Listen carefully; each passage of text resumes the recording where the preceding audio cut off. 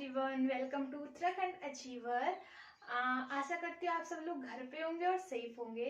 Last class में हमने व्यंजन संधि के 2 नियमों के बारे में जाना था। आज हम बाकी बचे हुए नियमों के बारे में जानेंगे। तो पहले आप 2 नियम थोड़ा रिवाइज कर लीजिए कि 2 नियम थे वो क्या।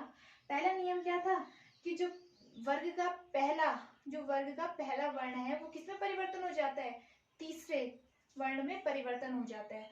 और जो दूसरा नियम था उसका ये था कि जो वर्ग का पहला वर्ण होता है वो किसमें परिवर्तन हो जाता है, 5वें वर्ण में परिवर्तन हो जाता है। आज हम जानेंगे व्यंजन संधि का तीसरा नियम। तीसरा नियम क्या है? छ संबंधी नियम है। छ संबंधी नियम, ठीक है। तो छ संबंधी नियम क्या है आपका कि जो छ है अगर छ के साथ कोई ह्रस्व स्वर या आ का मेल हो तो, या आ का मेल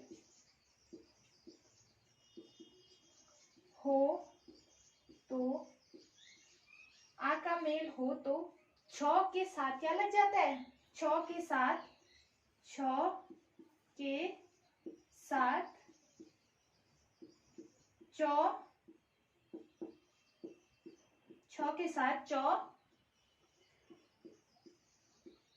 जोड़ दिया। छ के साथ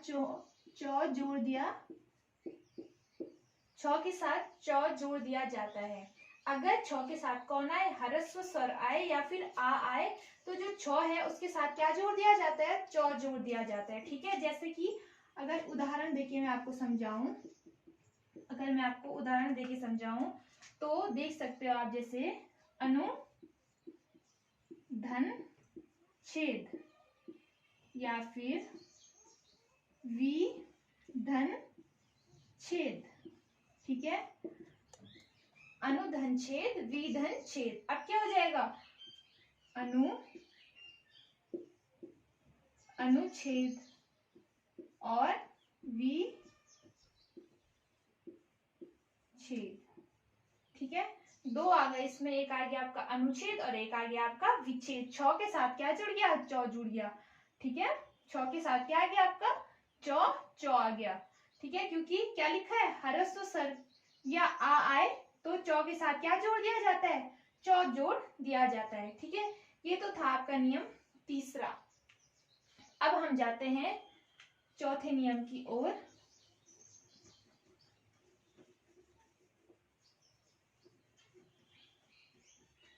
ठीक है।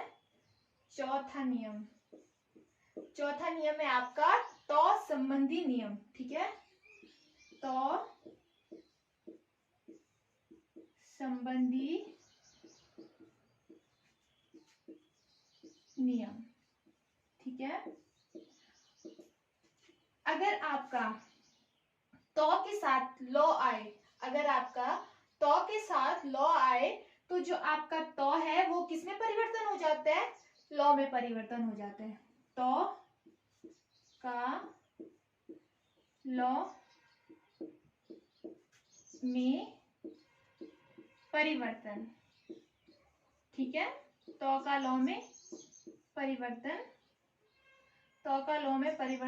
होना, ठीक है। तो का किसमें होना? लौ में परिवर्तन होना। जैसे उदाहरण के लिए, जैसे उत धन लेख या फिर उत धन लास, ठीक है।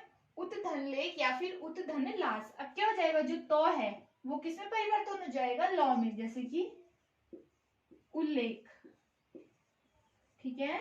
जैसे कि उल्लास।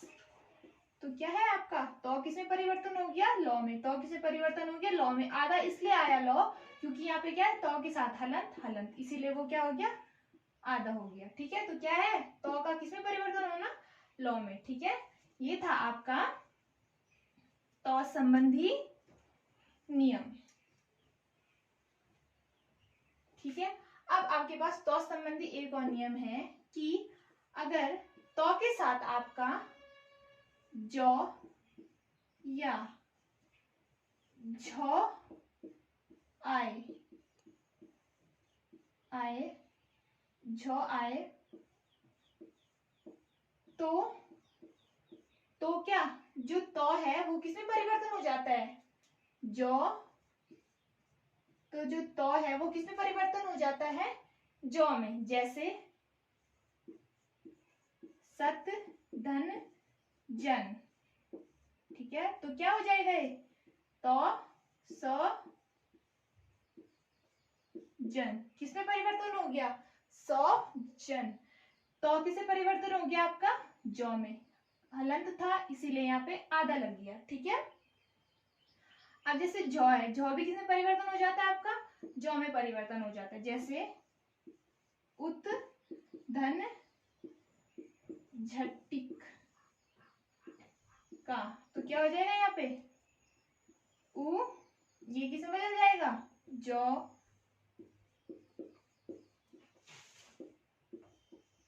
ठीक है, तो ये किसमें बदल गया? तो क्या बदल गया आपका? जौ में। ठीक है, तो ये तो था आपके तो संबंधी नियम। अब हम जानेंगे पांचवा म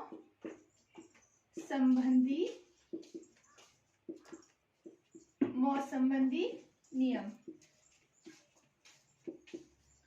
क्या होता है अगर म के साथ म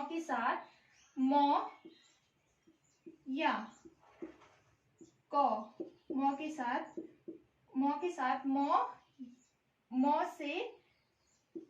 से क तक के कोई भी व्यंजन वर्ग आए तो जो आपका म है वो किसमें परिवर्तन हो जाता है? अनुस्वार में। अनुस्वार में क्या हो जाता है? परिवर्तन हो जाता है। किसमें? अनुस्वार में। अनुस्वार क्या होता है? अनुस्वार का चिन्ह, ये जो बिंदी होती है, ठीक है, ये क्या इसको क्या बोलते हैं हम? अनुस्वार कहते हैं। जैसे आप उदाहरण देख लीजिए, उदाहरण के लिए जैसे स धन पूर्ण, ठीक है, सम धन पूर्ण, तो ये जो म है ये किसमें परिवर्तन हो जाएगा आपका? अनुस्वार में। तो क्या आएगा? सम पूर्ण, यहाँ पे अनुस्वार आ जाएगा। वैसे ही आपका देख लीजिए सम धन सार, तो क्या हो जाएगा आपका? ये जो म है ये किसमें परिवर्तन हो जाएगा? अनुस्वार में। तो क्या आएगा? सन सार। यहाँ पे क्या लग गया? अनुस्वार लग गया। ये म किसमें परिवर्तन हो रहा है? अनुस्वार में और अनुस्वार में, ठीक है। और म संबंधी आपका एक और नियम है कि अगर म के बाद क्या है? म के बाद म आए तो ये क्या नहीं होता? किसी में भी परिवर्तन नहीं आता।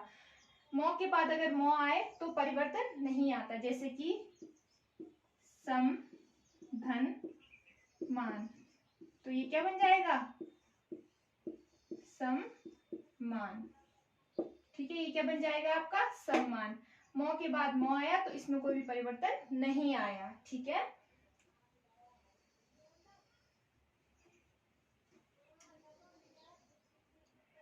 तो ये तो था आपके व्यंजन, ये तो थे आपके व्यंजन संधि के कुछ नियम, ठीक है। यहाँ पे आपकी व्यंजन संधि आज खत्म होती है। नेक्स्ट क्लास में हम विसर्ग संधि के बारे में जानेंगे। तब तक के लिए थैंक यू फॉर वॉचिंग।